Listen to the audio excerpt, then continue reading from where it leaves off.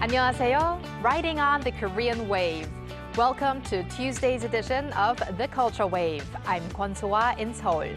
Explore with us Korea's culture from all aspects and stay up to date with K-entertainment, K-heritage, K-travel, K-everything. And we're gonna do all of that together with my co-host Walter Lee joining me in the studio. Hello, Walter. Hello, Soa, and hello to all our viewers at home. Walter Lee here to co-host alongside Soa, and I have the latest in K-enter news just for you. And we're going to kick off on the K-enter front today, Walter. Yep. So one of our first story actually is about one of my favorite movies this year, but it's actually about the soundtracks. Yes, indeed. So the original soundtrack for the hit Netflix animated film K-Pop Demon Hunters continues to show strong momentum on the US Billboard 200, still climbing the chart in its 5th week since its release. Now, a preview article from Billboard says the original soundtrack moved up 2 places from the previous week, reaching number 3. Now, the Billboard 200 ranks these by combining traditional album sales, streaming equivalent albums, and also track equivalent albums. In the latest tracking week, K-Pop Demon Hunters, the original soundtrack, achieved 89,000 album units, so good on them. Well, I can't get enough of not just Golden and Soda Pop, but Take Down and all the other songs. All of them. Right. But Walter, we're gonna move on to BTS. Yes, we are. Another big performance. BTS live album Permission to Dance Stage Live, released on July 18th, debuted at number 10 on the Billboard 200 chart, dated August 2nd.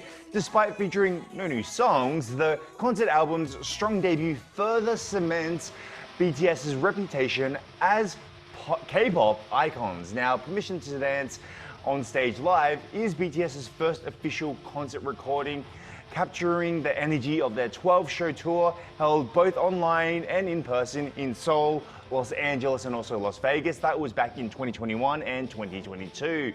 Now, this marks BTS's 16th album to enter the Billboard 200.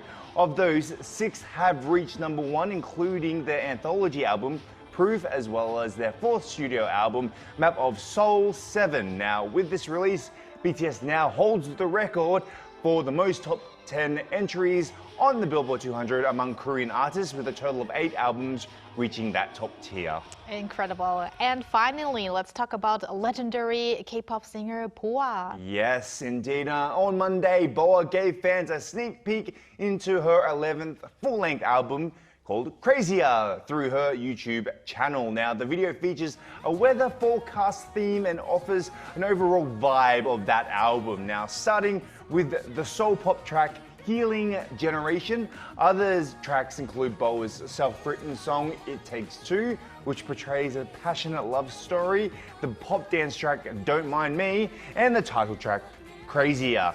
All of the songs are introduced in a compact 5-minute video. Marking her 25th anniversary, this album is scheduled for release on August 4th. Now, we did talk about it recently. Boa unfortunately did make the news recently after having to cancel her August concerts due to health reasons. Well, we hope for her recovery, and thank you very much, Walter, for those updates. No worries. And now let's turn to our AI anchor, Ari, for more culture news. Ari? Hello and welcome to your AI guide to the latest cultural updates from Korea. Here's our top story. The Korean government is engaging with APEC member economies to discuss regional cooperation for sustainable growth in the tourism sector. The APEC Tourism Working Group meeting will be held in Incheon through Thursday, focusing on this year's 3 key APEC priorities: connectivity, innovation, and prosperity, while exploring ways to boost regional tourism collaboration. Attendees will also take part in experiential programs highlighting the appeal of Korean tourism. The itinerary includes visits to the National Museum of Korea and Seoul's popular tourist destinations, including the Seongsu-dong neighborhood, aimed at showcasing the diverse attractions of Korea. The Royal Pharmacy at Changdeokgung Palace will open to the public every Wednesday through Sunday from this week until August 17th. Known as Yakbang during the Joseon dynasty, the pharmacy served as the palace's official medical office.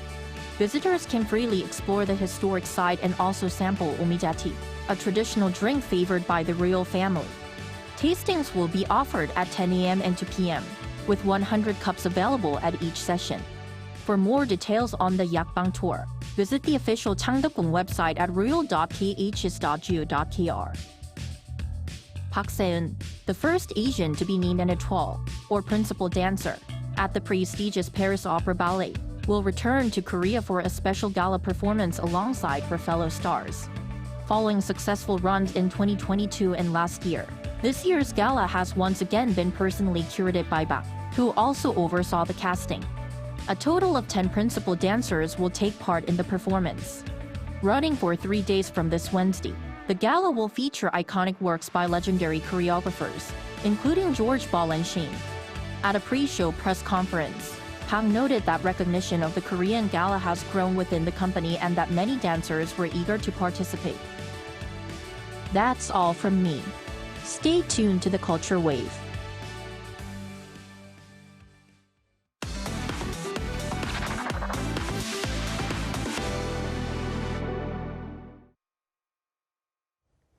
Korea's southeastern city of Ulsan is home to prehistoric rock carvings that were recently recognized as UNESCO World Heritage. Our Choi Soo-hyung delves into the implications of this latest acknowledgement. Petroglyphs along the Bulguksa stream in Ulsan became South Korea's 17th entry on the UNESCO World Heritage List. These are carvings made on rock walls beside the stream by prehistoric people who lived on the Korean peninsula about 6,000 years ago. This is South Korea's first UNESCO World Heritage listing on petroglyphs that show prehistoric life and possible beliefs. This inscription is especially meaningful as it marks the first petroglyph site in all of Asia to be recognized by UNESCO. Until now, only 7 countries, including Russia, Algeria, and Brazil, had petroglyphs on the World Heritage List. South Korea is the first in East Asia to achieve this. On July 12th in Paris, the World Heritage Committee recognized the Bulguksa petroglyphs as masterpieces of human creativity, showcasing the artistic and unique skills of ancient people living along coastal areas of the Korean peninsula. Especially the committee said those featuring whales and whaling were a historically important record of outstanding universal value. Whale inscriptions are extremely rare worldwide. These petroglyphs uniquely show not only different whale species, but also detailed hunting methods. With little written record from prehistoric times, the Bulguksa petroglyphs provide invaluable insight into the lives and creativity of early humans. Following its addition to the UNESCO tentative list in 2010, the full listing has finally come to fruition after 15 years. Notably, it is the second prehistoric heritage site in Korea to gain World Heritage status after the dolmen in Ganghwa in the country's western region. Due to its location near a stream and risk of flooding, the World Heritage Committee recommended reporting progress on flood prevention measures and formally involving local communities in site management. The Korea Heritage Service also made special efforts to ensure their preservation, contributing to the successful listing. To be listed as a World Heritage Site, its value must be clearly identified and well preserved through strong management plans. All efforts need to meet UNESCO standards. We prepared thoroughly in these areas, which led to its successful listing. South Korea has 13 sites on the UNESCO tentative list, including the second phase of tidal flats, Seoul's old city walls, and Busan's wartime heritage are under review. Choi Soo-hyung, Arirang News.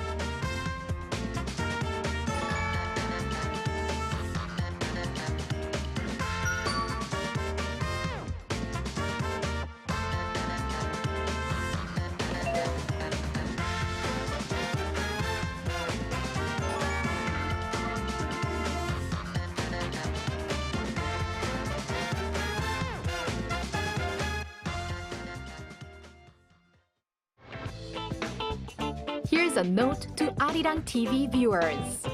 We are conducting a survey for our programs, including The Culture Wave, to meet our viewers' expectations.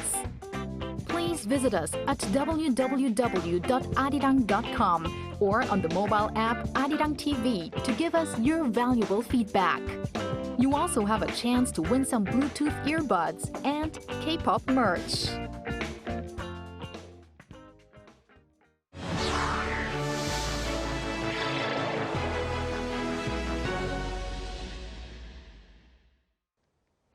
You may have noticed a South Korean city making more frequent appearances recently on Korean media. Gyeongju has been in the spotlight as the host city of the APEC Summit this year. Gyeongju is also a top travel destination for locals and foreigners alike. So for our fourth Summer K-Travel segment, we want to introduce the southeastern city of Gyeongju and a special destination within the city, Bulguksa Temple, a UNESCO heritage site and symbol of Buddhism. For that, we connect to Richard McBride, Professor of Korean Studies and Buddhist Studies at Brigham Young University. Hello, Professor McBride. Hello, Professor. Hello. Thank you for joining us on the show. So, Professor, you've been to Bulguksa Temple numerous times. Do you remember your first visit to the temple, and how do your trips feel every time you go? Well, I visited Bulguksa for the first time in the spring of 1990. I was serving as a missionary in Korea at the time, and a small group of us went to Bulguksa because we wanted to visit the heartland of Shilla culture. I had read stories and legends about Bulguksa, and I'd seen pictures and posters previously, but nothing compares to seeing it in real life. I was awestruck by the stonework on the Cheongun-kyo and Baegun-kyo stairways leading up to the monastery. And you could still walk up those stairs at that time. And also the quality of the Sakatop and Tabotop pagodas in the main courtyard was astonishing. I didn't realize this, but it was an important turning point in my life because I became passionate about Shilla culture and history, particularly the Buddhist culture of Shilla. When I go to Bulguksa today, I feel like I'm going back in time and witnessing the golden age of Shilla, because Bulguksa is one of the few Buddhist temples from this time that still exists. I always find something new to marvel at and appreciate the complex interconnections between Buddhism, Confucianism, folk beliefs and practices, art and architecture. I like to imagine Buddhist scholar monks that I know had connections with this monastery and who recorded stories and poems that enrich our understanding of the significance of the site. Well, no wonder that Bulguksa is one of the most representative temples here in Korea, although Korea is home to a lot of Buddhist temples. And speaking of Bulguksa, this year is also actually the 30th anniversary of the inscription of Bulguksa Temple on the UNESCO World Heritage List, so very significant. But what kind of space does it feel like to you, and what symbolism or value do you think it has in Buddhism? Well, Bulguksa is like a microcosm of the Buddhist world system. And as the name Bulguk implies, it means a Buddha's land or Buddha's country. You know, one is transported from the mundane world to the world of the Buddhas. The space symbolically brings together all the major trends in Buddhist practice and worship, including the dominant devotional traditions of the worship of Amitabha, the Buddha of the Western Paradise, Avalokiteshvara, the Bodhisattva of compassion, a famous scholar of the late Shilla period, Chechi I, who lived from the late 8th to the early 9th, or the late 9th to the early 10th centuries. He wrote a poem about Bulguksa and talked about its connection with the dominant Hwaum tradition, which is based on the Flower Garland Sutra. Bulguksa's architecture has symbolism inspired by two really important Buddhist temples, or really important Buddhist sutras, the Lotus Sutra and the Flower Garland Sutra. And the historical Buddha Shakyamuni, of course, is in the main hall, but behind that and deeper in the monastery is the Pirojan, the hall of Vairochana. Vairochana, the cosmic Buddha, is the cosmic Buddha, and the Buddha from whence all the other Buddhas sort of emanate or are born.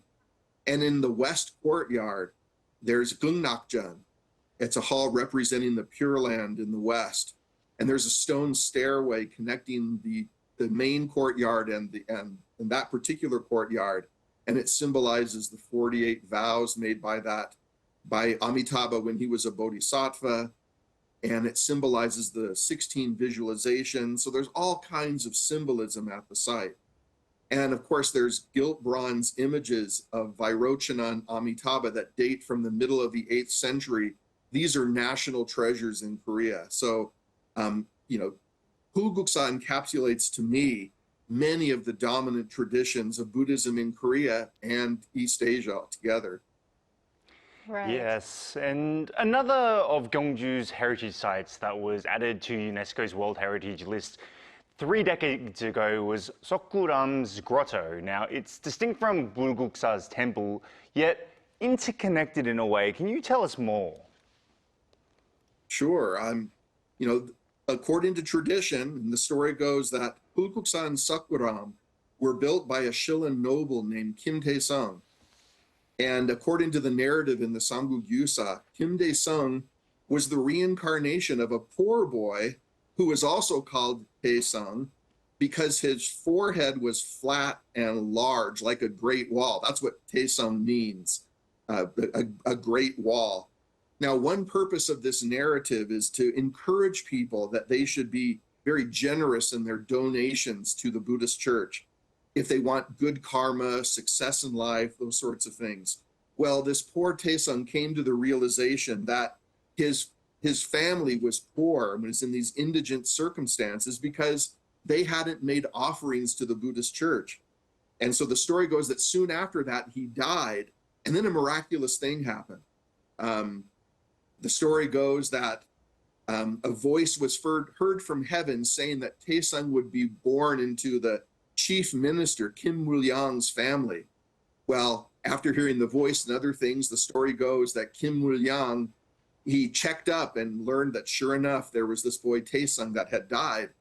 And eventually, a child, Tae-sung was born. And when he was born, his left hand was clutched together.